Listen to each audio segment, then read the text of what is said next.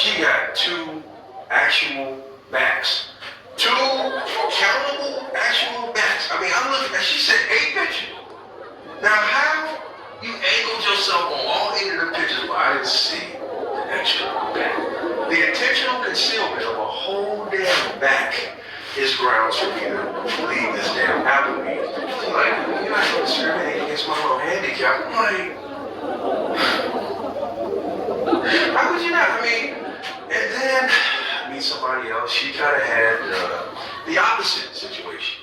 She had the deadly disease called no acetone. I mean, it looked like the Hulk hit her in the ass with a dictionary, but he wasn't really trying to hurt her like Hulk smash booty. It looked, she had negative booty. That shit went inward like that. It was one of those days where people would turn around and look at the booty, and she was beautiful, and then just turn right back around like, it was like, what the fuck? I meet another lady at Tao. Come home, we go home. We went to a little spot at Hyde Park. I go, she wanted some weed. I go to get some weed. A little champagne. I come back.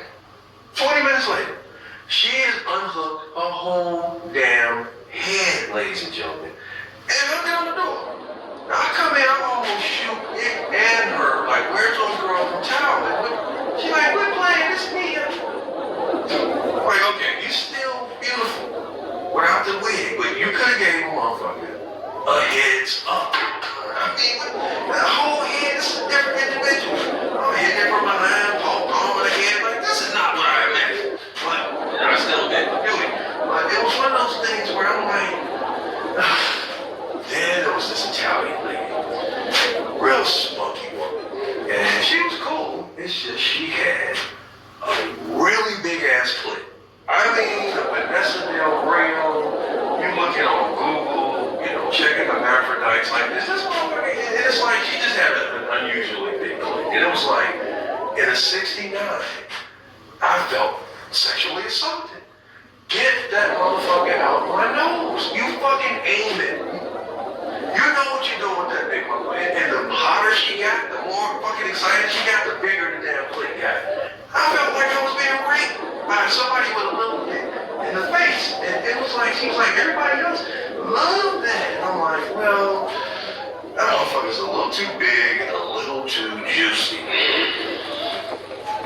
Okay, I ran into somebody that I used to work with, and I was really nice to her. But back in the day, I kind of used to roast her feet, not directly, but she got wind of it because she had the ugliest fucking feet you have ever seen. I'm sorry, whatever you imagine it, way worse. You look at her, you can just win $1 million. You're gonna be mad for a second and get back to reality. For a second, you're just gonna be fucked up. I'm talking 3 cloven monkey hoofs. The Bible say don't fuck with that, but the split hoofs. I mean, barren saint, a little toe, and animosity with the big toe was trying to get out. The right toe, the same toe on the right toe was going the other way.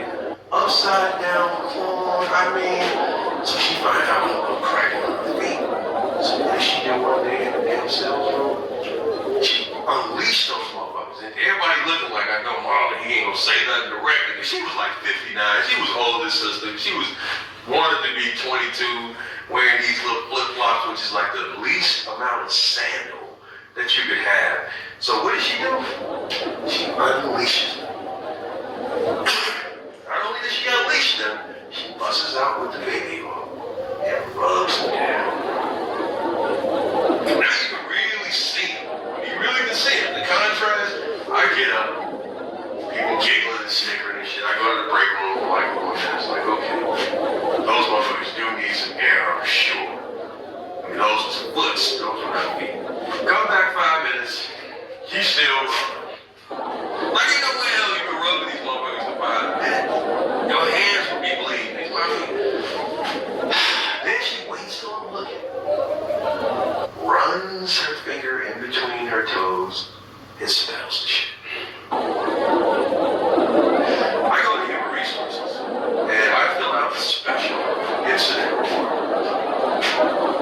Now, the Human Resources lady, she threatened to send me home because she said, you messing up my makeup. making me like, and she didn't like her either. And she didn't like, I mean, we didn't dislike her, but we didn't like her feet. The feet made the human resources lady mad and uncomfortable too, but she couldn't say shit. And the fact that I was calling the human resources about a woman's ugly ass feet, she was crying, laughing, like, I'm gonna send you home. I'm like, okay, I just have to put one last aspect into this report. That's true from the emotional distress standpoint. I am having dreams about this woman chasing me through the damn Rhine woods in the foots. Real talk. She running around, stepping on shit that would have broke Shaq's meniscus. She barefoot, crunching shit. And I really had this dream. It's like it's a sales floor. When you pulling them motherfuckers out, it's like the shit she was stepping on. It was a real dream. And I went to human resources about it, and they didn't do nothing about it. But anyway, I ran into a friend, this white guy that I used to work with, and he is a teacher in Inglewood. He comes all the way from Algonquin. He's got a good heart to teach these guys, and we go out and drink sometime and have a little fun. And one night he was like, Marlon, I've been having this recurring dream, man. Sometimes white people ask you stuff about black stuff that you don't really understand either. And he's like, dude, man, I just want to ask, I'm having these fucking dreams. Why are all these goddamn wigs on the ground in the hood? What does it mean? I'm like, dude, I was like, it's a good question technically, because you have seen a wig on the ground in the hood every year of your life for the rest of your life. And it's like, I don't believe all of them is fighting. What about when it be in a tree? You got birds making blue nests out the shit. They don't know no better. They ghetto as hell now thinking they shit sport because they shit blue. They special. It's stupid. And I'm coming up with this skit. The sister already agreed to play the nurse for it. It's called Lace Fronts Anonymous. Because I don't believe it's all fighting. Y'all be thinking that shit funny, throw away your old wig, and we gonna catch y'all ass one time and do an intervention. We have a nice little piano music. Here at Lace Fronts Anonymous, we can really make a difference. Tired of the damn tumbleweeds. But I told him, dude, I thought about it many times, but I never dreamed about this shit. And he was like, sorry ass. I'm like, it's cool. Okay, I did customer service for like 20 years. People start always saying, you have a radio voice. I'm like, you got any radio contacts? But I won awards. I was pretty good at it. But there are 3 races that dominate the customer service world. We have the Filipinos, who are brutally sweet. And then you have the Indians, and then you have the Caribbeans. Now, here's a scenario where you're like, man, y'all full of shit. Take that $20 I owe you and put it towards next month's bill because the service was shit. Filipino would say, sir, they hit you about 4 sirs, sir, we are so sorry here at Post Mobile. We are not going to unfortunately be able to credit you the $20 or the shit service, as you say. Please refrain. They are so nice. I mean, I did the research. I could not find, because I was trying to find a raging Filipino, a gangbanging crazy. I mean, they are some of the kindest people on earth. And that's why people choose to use them a lot of times in customer service, because you can curse them out and they will not curse back. And I'd be trying to see if I could just. Anyway, they don't go for a very, very, very kind race of people, to my knowledge, from my research. But then you got number 2, who's kind of in the middle, and that is the Indians. You say that same thing to them, they are like, Mana fuck you too, buddy! Mana shoot! You can't be talking the way you're talking, my friend! Man, push your ass back out in a minute. And it's like, if you've ever seen on YouTube, it's called the angriest scammer I've ever called. Indians get loose. I mean, you might have seen it where dudes like, do not to the damage on bitch! Don't do the damage! See now? Now we will fuck your whole family. What the fuck? Your whole family?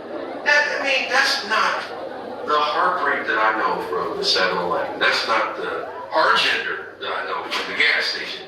We will fuck your whole family? I mean, damn. Okay, talk about politics real briefly. Trump was funny, but he was not trying to be funny, and that's the scary thing. And we got Sleepy Joe now, who literally really is sleepy. I mean, you fell asleep 6 times? 6 times on video? I mean, how you fall asleep 6 times? And then he was on that bike. You got 108 people on a bike. And you stop, flex for a minute, and bust your shit as president? I think he fell asleep on that bike, because you fell asleep 6 times already. You got a sleep thing going on. I mean, and what's up with Herschel damn Walker? When he pulled that Captain Crunch badge out, I'm like, and then the way he looked, I mean, it's like Sergeant such and such at your service. Like, to even have that badge at home is goofy.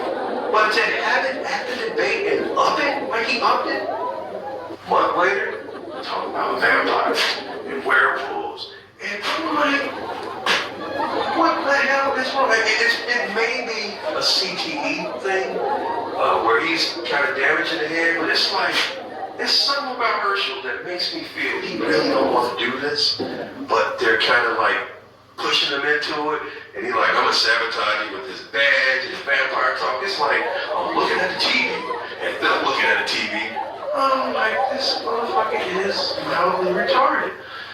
And what about Marjorie Taylor Greene, a.k.a. Danny Bonaducci? You can't tell me she ain't kin to a Bonaducci. She got that Bonaducci jaw, and to me, she looked just like Danny Bonaducci. She reminds me of somebody who, okay, I used to work at Little City Foundation, so I worked with retarded, LGBT, severe and profound, autistic, and nonverbal quadriplegics. I went downstate at 3 days as a Special Olympics coach. I won awards because I actually make those guys laugh. I actually miss working with them. And I honestly feel like they are angels because they're incapable of sin. So I always felt bad for Pamela Voorhees, Jason's mother. Think about it.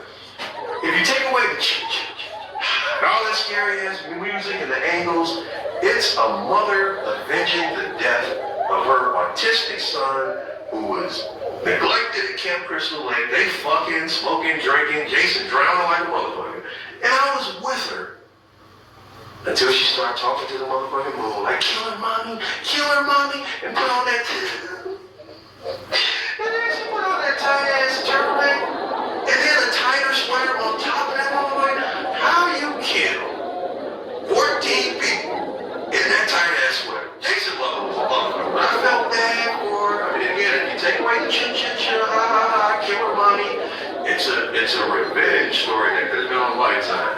Did she put on that tight ass turtleneck? Okay, real briefly, a story that happened on our beloved CTA here in Chicago during COVID. Everybody was paranoid. This poor white guy had gotten on the wrong bus and was 40 minutes out of his way on the south side. And because of the bus being crowded and everybody looking at him and being the only black guy, he was having a nervous reaction. He kept on sneezing on everybody. He sneezed at least 100 times during that bus ride. And he was like, I'm not sick, I don't have COVID, I'm just having a nervous reaction. Achoo. It's like 4 people made him move. Achoo. Then Nix was like, man, you have to get off the bus, man. This old lady was like, you leave that man alone. He's clearly in. So they had to respect the system. They left him alone. He achoo. I mean, the looks can kill. That one, achoo. It's only 22 minutes left. Achoo. They really want to fuck him up. So this old dude, he's gonna get off the bus. He looked like Otis, the ass-whipping security guard from Martin. And he kind of was looking at them like, you better not snooze on me. It's about 20 more feet left to get off this bus. Do not sneeze on me. He looked at him. So as he turned and looked at him like that, achoo! I mean, he really sneezed on him. Pops up a big-ass industrial can of Lysol and said, bless you, motherfucker, and sprayed this motherfucker with Lysol. I mean, like, for 3 to 4 seconds, dude was like, then the old lady knocked the can out of his head. He picks the can up, throws it at dude, and hit him in the head. He's fucked. I'm like, CTA is crazy. The motherfucker Pops get off the bus and he gives the finger to the whole length of the bus, like we all was sneezing and some shit. So then this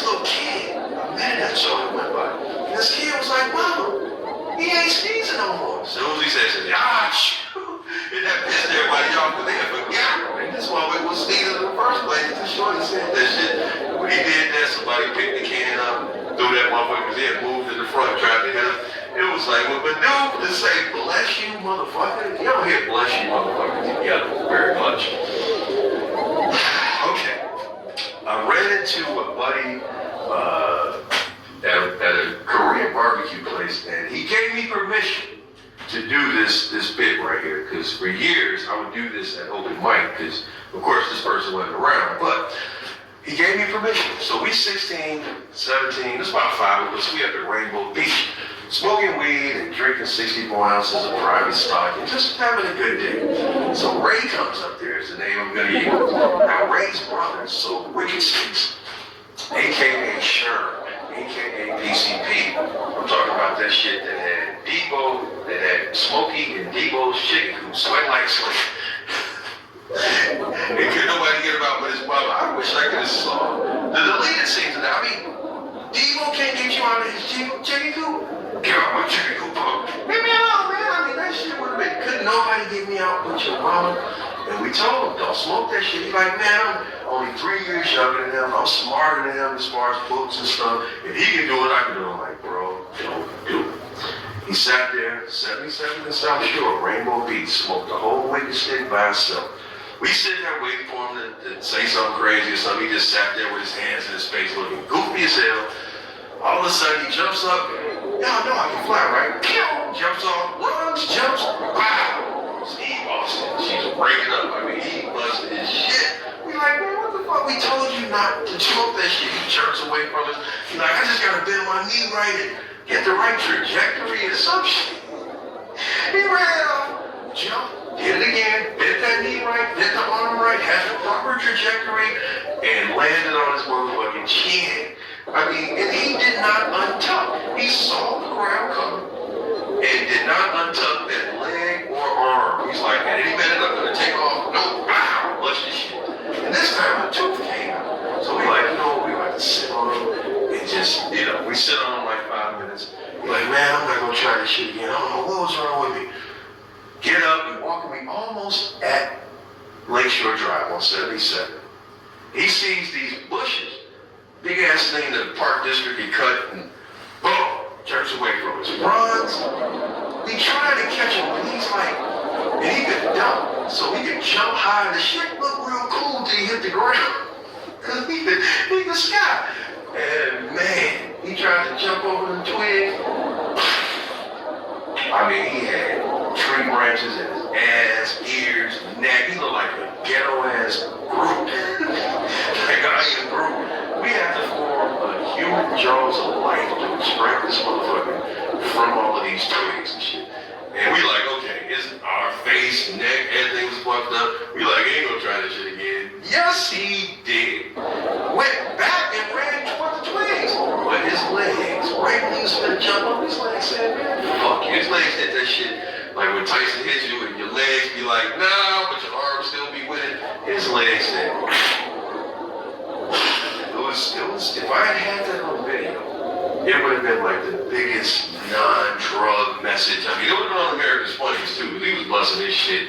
Next day, he got a big ass neck brace, a thing on his eye, crutches and shit, some shit right here, stitches. He's like, my brother said he gonna fuck y'all up when he see y'all for letting me do that shit. I'm like, nigga, we chased you for 26 minutes at Rainbow Beach. You continually jerked away. We running around high trying to catch you. You bust your own shit. So 20 years later, I run into him. And this is the one I ran into him recently.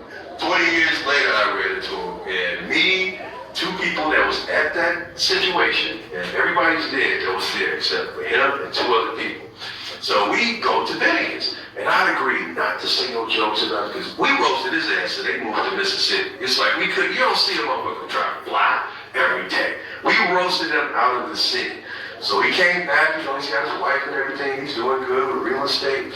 So I had to say one thing because he had left Chicago, and you know, I'm not supporting anything R. Kelly did, but he was trying to like diss R. Kelly. And I'm like, man, the only reason y'all like R. Kelly, and then his wife looked up, I'm like, damn, she must have told him that he tried to fly one time because he don't want to business. I'm like, the only reason you don't like R. Kelly is because of that damn I believe I can fly song. Every time your mama cut that, man, he got that bullshit off. He's a molester. Knowing damn well when you hear it, you be thinking about how you was, because that shit looked really cool until you hit the ground. It's like, motherfuckers can't fly for a split second, and then you're gonna land on your wisdom too. But you had to be there to see it, because it was like that. One of those times we thought he was dead because he wasn't moving. We looked like Harlem Nights over there, like Georgia, dead no motherfucker. I mean, it was. So I just saw him about 6 months ago, and I told him, man, can I officially put this into my comedy, man? I mean, it's a true story. I'm not saying the names. And he was like, and he had went to this dispensary and he had these edibles, and he finally admitted that, yeah, that's why he don't like R. Kelly, because of that fucking song. Okay. A good friend from one of my, that same neighborhood, like I got a lot of friends at Hyde Park and the southeast side of Chicago, but I got friends all over the place. And his little brother, he went to jail. He got caught with like a couple of keys. He had never lost his virginity. So now he coming out 30 years old, then did 10 years, thugged out, and COVID happens. So now he's 7 months out. Now it's 10 years and 7 months. He ain't had no pussy. So we take him to the strip club. Like, okay, we're gonna get a lap dance, one of the big booty chicks. That'll, be something. Why we do that shit? This motherfucker was getting a lap dance, and all of a sudden the dance was like, wait, hold on, what? This nigga that angled his dick in a way that he basically dry humping this chick, and she's trying to get off of it. Instead of him trying to hold her in place, I guess, this motherfucker grabs her by the neck. And the security went over there like, dude, what the fuck you doing? I'm tired of jacking off. He started humping her and busts an actual but this motherfucker, that's rape. They chasing this motherfucker around. He got wet nut stains on his motherfucker. It's slow. We tried to help him, but I don't fuck with him no more. It's like, man, how could you do that shit? It's like, we trying to help you out. It reminded me of somebody that, I'm very proud of, to be honest. Mike Tyson, ladies and gentlemen, had come a long ass way. I mean, he kicking ass in airplanes now and getting away with it. He said, white dude, he got his hand over, be like, Mike Tyson kicked my ass. He thought he was gonna get some money, but the judge was like, nah, you provoked him. But I remember the judges wasn't doing that shit because Mike was on some crazy shit. He in hotels at 2 in the morning eating pussy. Like, wait a minute, I just ate this pussy for 2.5 hours. I'm not gonna, we're not fucking. This is ludicrous. I'm gonna disintegrate this pussy. Goes ain't shit, gets a fucking case, goes to fucking jail. It's like, if you've ever seen that video, him sitting down, sweating, he just wanted to fight. He's like, I wanted to do that thing where his nose goes in the plane. And I'm like, God, Mike got some issues. And then to top the cake, he says on a live interview after a fight, adrenaline's running, I wanted to eat his children. And Allah, I mean, how you gonna put that in the same? I wanted to eat his children? Now, to quote the Hispanic dude from Half Baked regarding the killing of Killer the dog, I believe him, yo. I believe Mike Tyson wanted to eat his children. And here's why. You munch the ear bits off of Evander Holyfield, a big ass nigga who's #2 in the world as far as fighting. So I'm thinking a child would be succulent, man. You done ate 2 nigga ears, 2 grown big man nigga ears. How could a child not be scrumptious in his mind? So I'm proud of Mike, but he eat mushrooms now and smoking weed and doing podcasts. But I remember when that motherfucker had a completely different type of munchies. I mean, I'll fuck your ass. You don't like it, punk. You can live in my will. Dude was, like I said, I'm extremely proud of Mike Tyson's progress. A friend of mine was talking about, he's about to do an album, actually. And there's some songs that I love, and there's some songs that I hate, and some that I just don't understand. Why in the hell would anybody make a song about shit paper? Superman got roles. What the fuck? Well, first of all, what roles do Superman? She holding up breath. Superman got roles. What the fuck is she talking about? It's about shit paper. My booty. Wait, they got black people in this shit. Who thought of that shit? It's like, come on, it's shit paper. You got even Maroon 5 with that. Now my heart feel like your number. Somebody say it all day. What the fuck is he talking about? Long as I got Sensei, what is he, a karate man? What the fuck? And then there's a song that I like this song, but I didn't know what the fuck they were talking about at first. Only you can rock my body. Only you can fight. I don't know what the fuck they were talking about, but I mean, I kind of like it, but it's like, damn, I don't understand. It's like, I need the bouncing ball or some closed captions when Comedic's even talking. I don't even try to fucking listen to the music. And what happened to tender love? Baby, I surrender. Now we got beat it messy, leave it running, stomp it up. I mean, what the fuck? Leave it running? Leave it messy? Now that's a sexy song in a way. I think that's sexy. But damn, go swimming in it. She is, but she makes a point on it. Eyes on me. Because on the devil side, we be thinking we be doing shit sometimes. That thing that drives her crazy doesn't drive her crazy because erogenous songs and women different. But if you look at it on the devil side, you can kind of tell if what you are doing is working. So the eyes on me, that's real. But leave it messy, leave it running. Things have changed. And speaking of change, I saw the world has changed. I saw two old ladies in a dispensary. I'm talking 79, 80 years old, 1 o'clock on a Sunday. They still got the church hats on. And I tried to tape them. The dude was like, you can't tape them in dispensary. She's like, girl, don't get the OG because she's going to be making banana pudding at 2 in the morning. I'm like, what the? All the people get the rest of the world has changed. And it made me think of some scientific shit because if you think about it, weed grows on planet Earth within the Milky Way galaxy, right? We know that as a reality in existence. So if, for example, Galactus ate the Earth, he would get a buzz because all the weed that grows on the Earth. So there has to be, and this is theoretical, but there has to be a planet Skunkus. Think about it. It's got 70% water, just like the Earth, but all the grass and all the trees is weed, and the trees is grass. So grass is very rare, like weed is on Earth in a sense. But all the vegetation, 99% of it, all the bushes, branches, some kind of weed, with an atmosphere so intoxicating, only Snoop Dogg could explore it. Planet Skunkus, I really believe in the future somebody gonna look at this and be like, how did he know that shit thousands of years ago? Because it already happened on Earth, just in a smaller scale. And I think God has got a sense of humor. Okay, want to share a quick story about, we almost got into a fight with me calling him this, but I guess if he see this, ain't nobody gonna know who I'm talking about, but Dookie Dan. Dookie Dan was, he was a hoodlum. He kind of got his life together, the last thing I heard, but he's kind of in hiding in a sense, and let me explain why.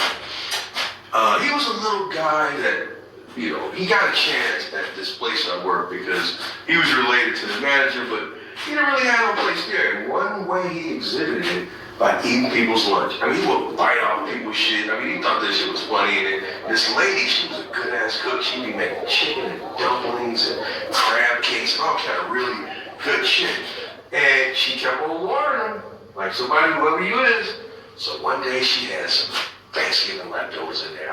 The Ghibli gravy with the dressing and the macaroni and cheese with the burn mark, and she put some laxatives in that shit. He stands up on it, we knew instantly, he stands up on the fucking sales floor, places his ass, looks right over at her ass, all of a a sudden, this motherfucker is sweating like he in Debo chicken coop, sweating like a slave. Can't nobody get him out with his mother. He clenching his ass. We like, okay, what's going on? He clenching his ass, and he says, no! Then you hear, Dookie just coming. It was the summertime, so Dookie just coming out of his short. He runs to the bathroom, which is a wall that's right there. You can really kind of hear on the other side of the bathroom if somebody's being too noisy. And he in there, shitting his life away. And she is at the door making fun of him like, I told you I was gonna get you. Why would you eat my shit? Now you better be shitting. I put extra strength. Some shit kid put up in that shit. He's like, I'm calling the police. 30 minutes go by, the police come. They actually put her in cuffs for a minute. And then they all went into HR. And she be eating people lunch and shit. And she was like, you know what, from a legal standpoint, I am constipated. And I put that in my food because I'm constipated. I have the right to do that. So he comes out, and this is the punchline too. Ironically, the police comes out laughing. He looks at dude, takes out the cuffs. You're shit out of luck, buddy. I mean, this motherfucker, the only reason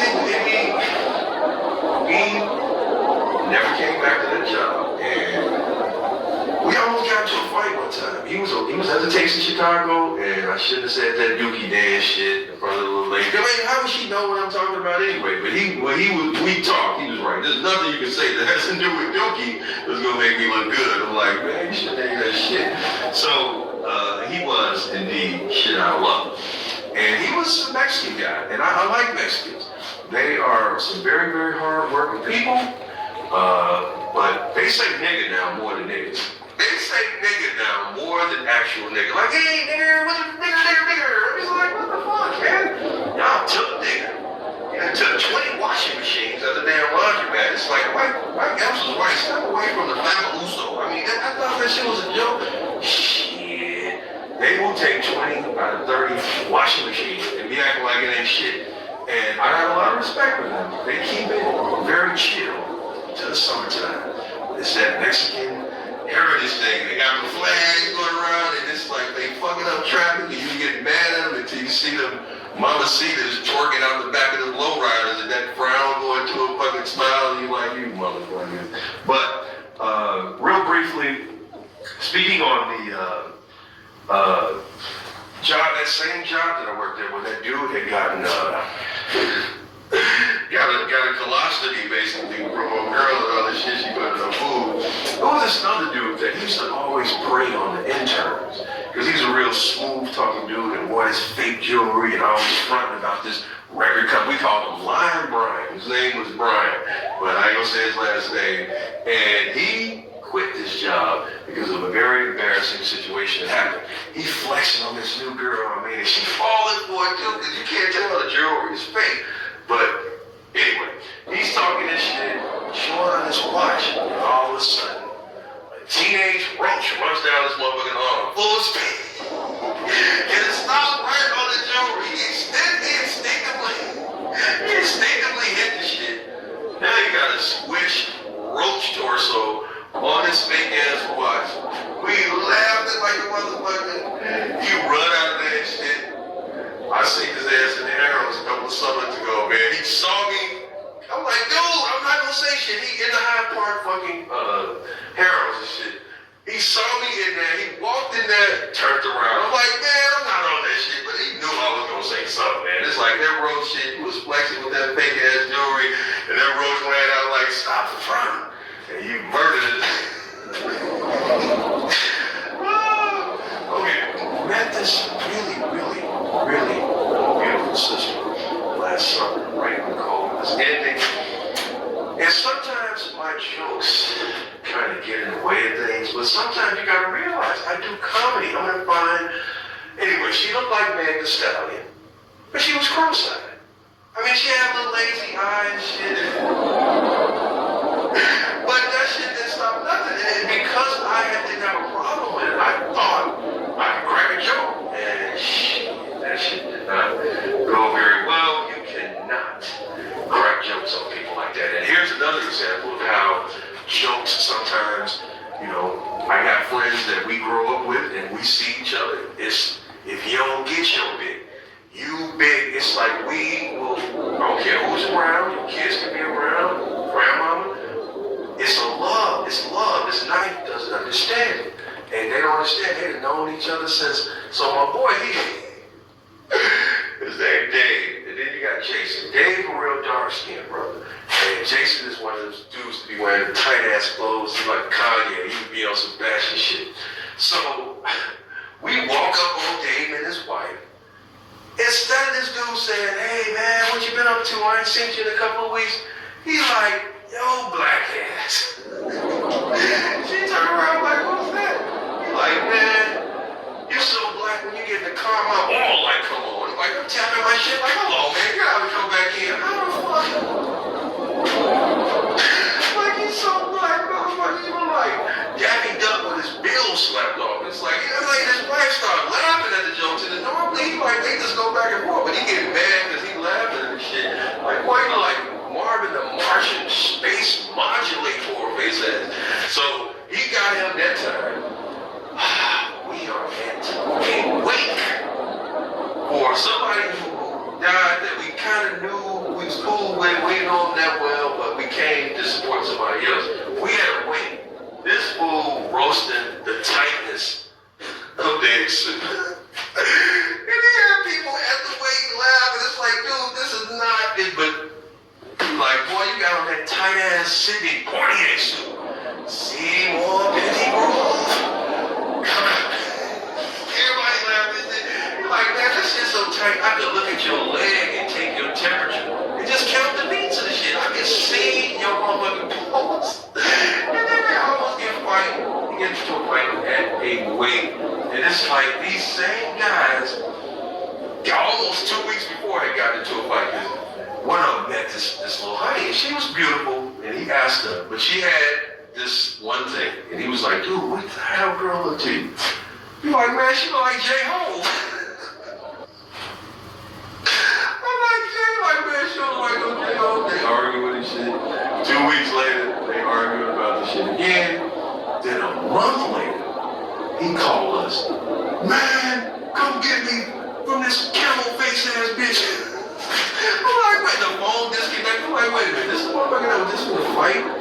Because she did kind of look like Jay-Z. I mean, around the nose and chin area, but she was a beautiful body woman, but she did kind of favor Jay-Z. And he did not, almost fought my man, he didn't know since third grade, and now, come get me from this camel face ass bitch crib. So he called again, we put it on speakerphone. Man, bro, please, right now, come get me before I Superman punch this hole in her snout. And then I hear her say snout, and the phone disconnects. Like, what the snout? So you did talk all that shit, and you had a secret roast that we didn't even know about her ass. You knew she looked like Jay-Z. And now you said, come get you before you Superman punch this hole in her snout.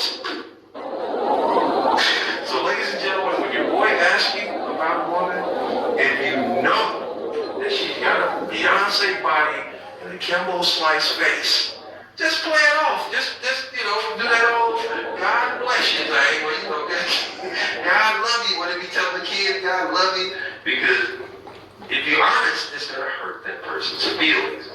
Okay, I wanted to make an observation real quickly about something I've noticed. Black people don't pick up shit. White people be having them bags, they be picking up doo-doo with the dog and shit. Black people be right down the phone, dog be pitching a big ass wolf, Rottweiler, he act like he doesn't see shit. Why we don't pick up shit?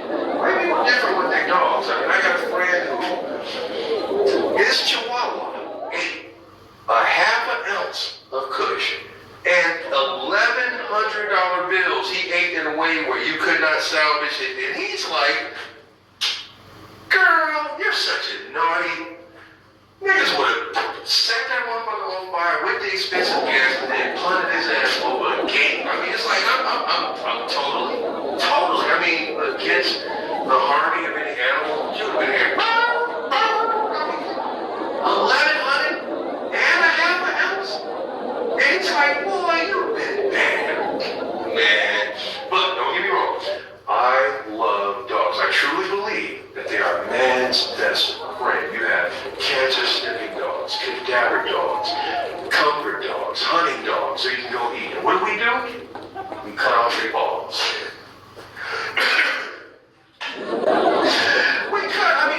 It's not right. And my boy, his wife talked him into that shit. Dog come home salty to the motherfucker. He won't come when you call him. He like looking around the corner like, man, fuck y'all. You could be standing there with some gravy-covered bacon. He like, man, put that shit in a bowl, walk away, and I might fuck with it. He did not trust the answer. And this little dog jumped over a 7-foot gate, ran 8 miles. The vet called him, like, the dog's barking out front of the vet. He's like, give me my shit. He wanted his nuts back. Dogs have excellent senses of smell, and he knew that his nuts were in that damn vet. So, ladies and gentlemen, I'm introducing Doggy Tender. Your dog can come and get some dog pussy the way dogs have been doing up to 50 years ago. The water bowl has Perrier. There's a steak bowl. There's a TV that has dogs frolicking about. They can come there the 4th of July weekend when the dogs are all freaked out from the firecrackers. And I know you say, what do we do with all the dogs that arise from Doggy Tender? We give them to the world as service pets. Everywhere except China, because puppy chow means a completely different shit. And puppy bowl, I mean, think about it. You've never seen a black person working at a Chinese restaurant. Because we don't check it. And it's like, I tried, I pretended a few times like I was trying to get a job. And they're like, no need that. I mean, I just think that. But you've never seen a black person working at a Chinese restaurant. And it's probably because of those doggone rollers. But I am EOOP. EOOP, how can I explain it? I'm an equal opportunity orgasm provider. That means I'm like Captain Kirk from Star Trek. She can be blue as long as she's true. And you know we fucked a few green bitches. I mean, Captain Kirk was a motherfucker. I mean, he had the first interracial kiss. I mean, he literally fucked a few green bitches. And I mean, it's like I know sometimes Bones had to be like, Jim, you've got to stop fucking these spoken bitches. You've got to walk in class. I'm a doctor. You know, let's polygon. But okay, basically, coming back from COVID, you know, the dating scene has been a little different now. Everybody's walking around looking like ninjas. I mean, the old ladies to the kids, everybody was like a ninja. And I just want to say that if you have some really, really badass kids, tell me that. I mean, just give them kids. If you got kids that are like demon level kids, I mean, you need to really give a heads up. Met this really, really, really cool young lady. She was a little younger than me, like by about 12 years. And she thought I would be a good influence for her 2 kids. The father was in jail. He had about 11 years left for murder or something like that. And these little bastards, one of them looked like a little 50 Cent, the other one looked like a little Mike Tyson before he had got the heritage and had that parking lot. And the 2, and they were like the neighborhood bullies. They would like put rubbing alcohol and super squirters and put fires on bushes and shit. And I'm like, what am I supposed to? But I talked to them many times, tried to get through to them, but they were like, and they had this cross-eyed white pit bull named Daisy. And Daisy was retarded. And so were they. But I was trying my best to be a good influence. So one day we're going up to the beach. I take them, me and the dog, 67th Street, up there at the beach, 67th and Lake Shore. And there was a bunch of ducks up there. So one of them kept place-sicking the dog on the duck, and I'm like, what are you doing that? The dog is going crazy. The other one, like, I bet you won't let him go. This wildly retarded little bastard let the dog go. I don't know if you've ever seen a pit bull in action, but she bit one of the duck's ass off. I mean, and then these little 9 and 11-year-old wannabe thug, pants hanging off there, when they saw the dog ass go off, they screamed. little kids that they were, and ran and left the dog. Now they running toward the traffic, and I gotta go corral them. I go get the dog. You hear the carnage in the background. He cross-eyed and going there. I mean, he don't even know what he biting, but he tearing their ass up. We just leave the dog, and it's like we get there, we get home, and I'm like, okay, yeah, they've set small fires and attacked ducks and possibly abandoned the dog, but they did not deserve what happened, because once I told her what happened, all I heard, I don't know if you ever saw those old kung fu movies back in the day when they jump in the air and it's like before, listen, that's all I heard. I look back, she has picked up the 9-year-old, 50 Cent looking one, and used him as a human bat to hit the little Mike Tyson. They hit hand to hand, crashed in the shit with apparent mild concussions. I should have called child services on this shit. She acted like she ain't mean for it to hit like that. Like, oh, I'm sorry.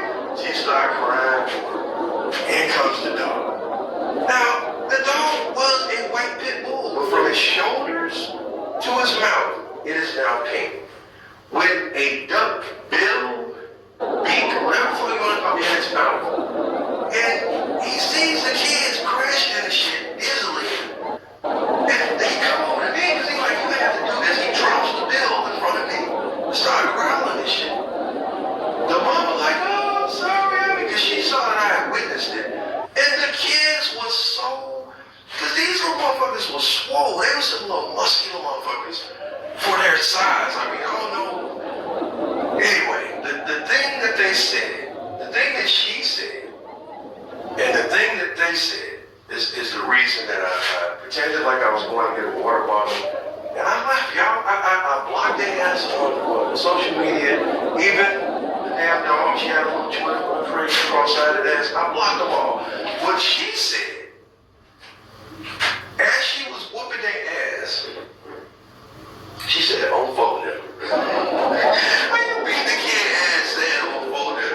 And now that she accidentally used them as a human bat, it caused possible brain damage. I don't know. They crashed in the shit, but they see she's distraught about it. She really didn't mean for it to happen like that. And this is what the child said that made me say, okay, this is not the scenario for me. As they crashed into shit, the little 50 Cent was said, Mom, we gonna be okay. And then crashed into some shit. And right after he said it, I'm like, no, y'all are not gonna be okay. She picked you up and used you as a human bat. I mean, it was too much for him. But that didn't have anything on some childhood ass whoopings that I saw as a kid. This family that lived down the street from me that was from Belize. And I used to kind of hang out with the guy, it's pretty cool.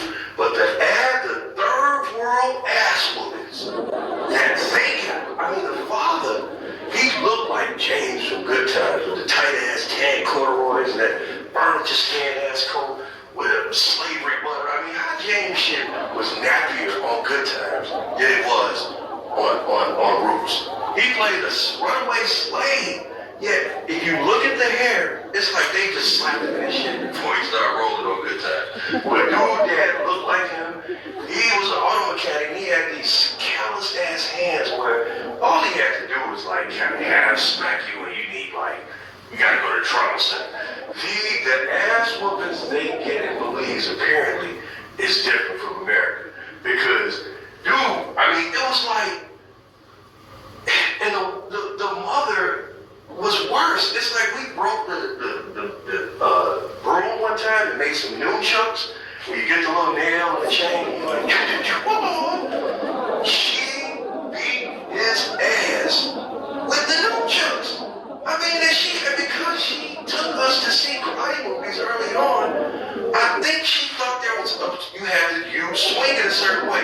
She got the motherfuckers tucked all of that shit, threw up the fire, busting him in this shit all across the neck. I'm like, this is child abuse. I'm like, we shouldn't have broke the rules of spare room in the garage. We saw it up. We being creative in a way.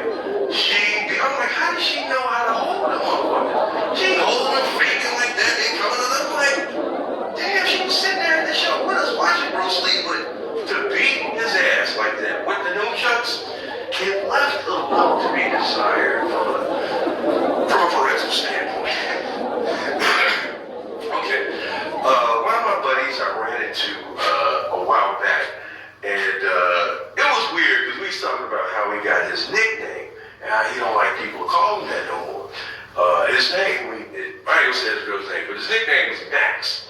And the reason his nickname was Max is because he had 6 beautiful sisters. Everybody in the neighborhood was in love with those sexy ass sisters, with baby hair, they was just beautiful. And he was the only brother, so guess who had to go get the tampons and the napkin pads? Max! And Max got caught maxi pad blacking several times. I mean, and he would like try to throw this shit under cars when you see people going phone blocks out the way, cut through vacant lots and shit. This, because if you get caught by a maxi pads back in my neighborhood, they ate your ass up. So we got into a little discussion where he was like, man, you can use it, but just don't say my real name. Because I'm like, we was talking about that shit. And it reminded me of a situation when I was a kid. Men, this is a traumatic situation for me. Do not allow period panties in home. Have you ever touched a crunchy pair of motherfuckers in the hammer accident? Like, blood clot! Pardon the pun. But the blood is still on those motherfuckers. So apparently it's still there. It seems to me to be some slavery shit or something, because I'm going up one of my friend's house. Not to believe in people, this was 2 blocks over. I'm 8. Going to the bathroom is 2 pair of panties. One, my boy's big sister, and his mother. 8 shades of fucking Carrie. I mean, blood run out the motherfucker. I'm 8. Like, what the fuck? Like, what's wrong? I'm like, there's some bloody draws, and the thing going. These motherfuckers go in there, snatch the panties down, and try to tell me for an hour that I didn't see the bloody panties. Now take your mind, I'm 8. You got Friday the 13th, Carrie, all this shit. I am 8. I'm like, okay. Apparently the stepdad is a booty busting monster. And because both of them can whoop my ass, is my underoos next. And why is the monster making them display the carnage? I mean, it's 8 shades of brown up there. What the fuck? So men, buy your lady 20 pair of cheap ass panties from Walgreens. Don't allow those motherfuckers in your house. The pussy will be 28 to 46% fresher. You're putting some old ass panties that have old blood on more clean pussy. It's simple, man. Get the 20 pair of panties a month, and when those motherfuckers get fucked up, you go to the beach, you bring with you a gallon of 93 Shell VTEC. Expensive panties. Burn those motherfuckers. Then you Tyrese, Charlie Murphy, shake those motherfuckers. Then you walk away slowly. But you do not allow those motherfuckers in your home. As an 8-year-old child, I thought those motherfuckers were aliens until about 13. When we finally, they explained this shit, I'm like, why the fuck would y'all just, you knew I saw the panties. Okay, I was giving a lift to a friend to the airport. He was picking up, he's Jamaican, and he was picking up his uncle. He had never been to Chicago before, and he was getting, it was about $18,000 in inheritance. And he had never been outside of Jamaica, and he really didn't want to come. He's like, he hated the States and all that kind of stuff, but it was the time of the polar vortex in Chicago where you had to leave your car on Lakeshore Drive, and it was unbelievable. But he had to get there by a certain time and sign it. It was lucky they hadn't even found him. So the guy's coming, he's at the airport, but the place where we had arranged to meet before we knew it was going to be a blizzard in like 20 below was closed. And he got dropped off there in some sandals, some shorts, and a half a little vest.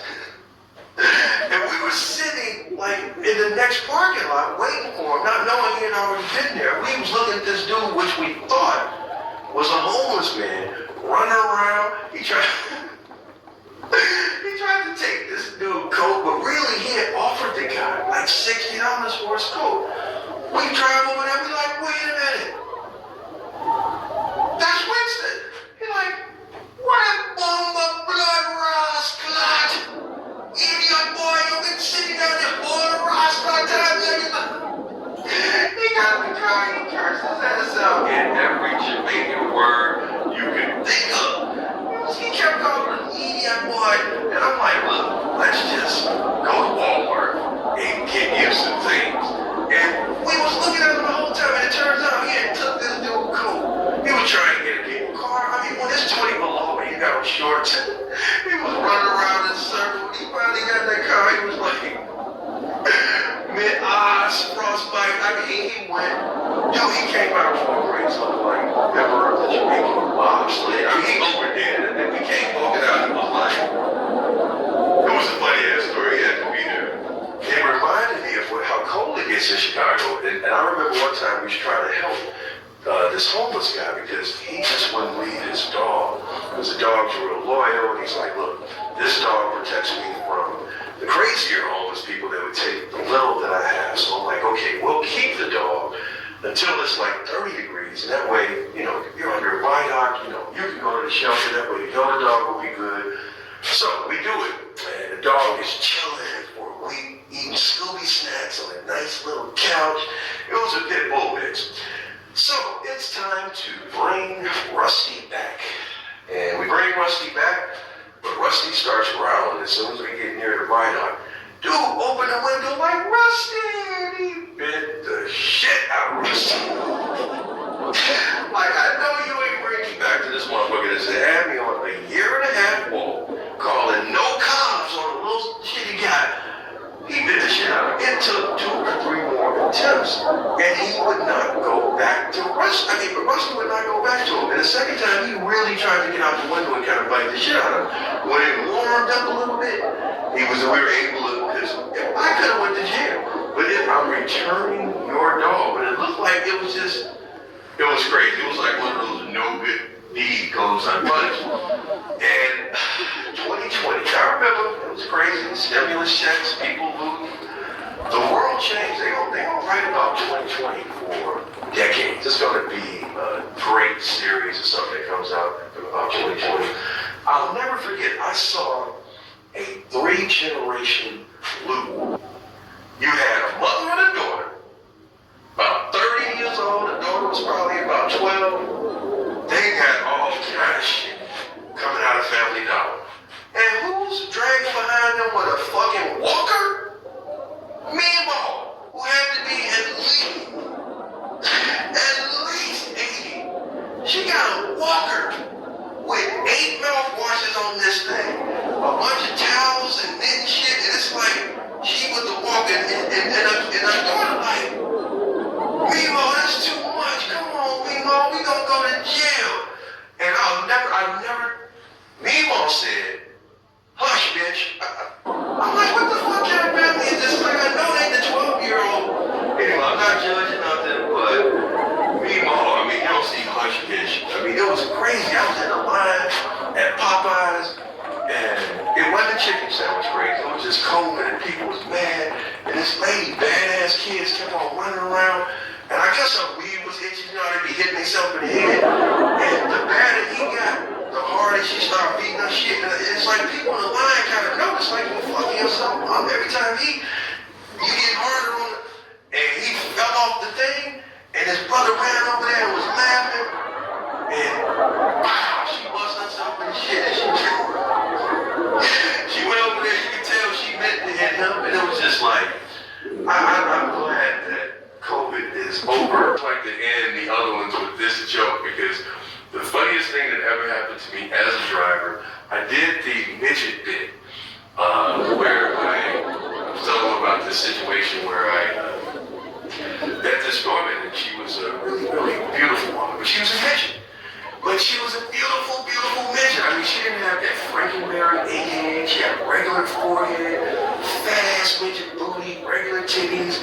But of course, she had those little legs and arms, and she kept swinging her legs. That shit made me think of Chucky. And then this brother, I gave him $1 to. He had been asking people for money. He gonna walk over there, look down.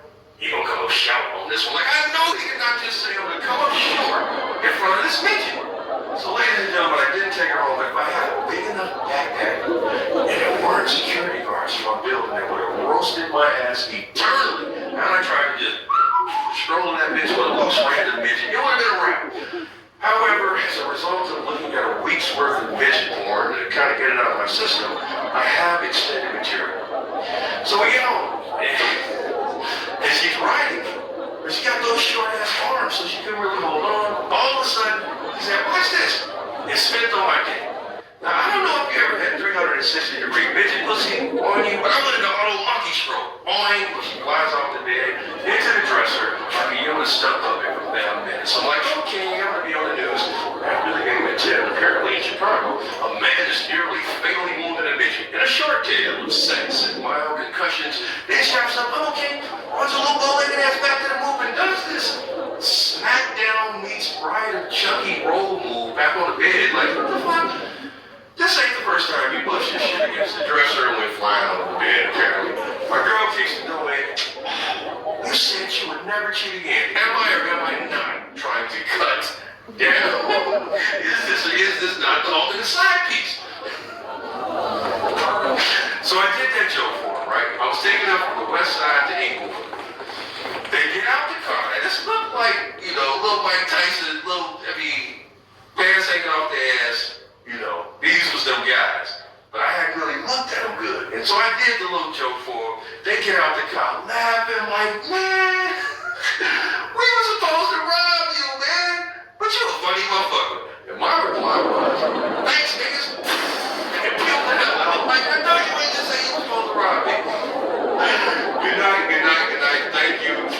Check out the website, and I will see you next month. Check out the website, and I will see you next month for Volume 3. God bless.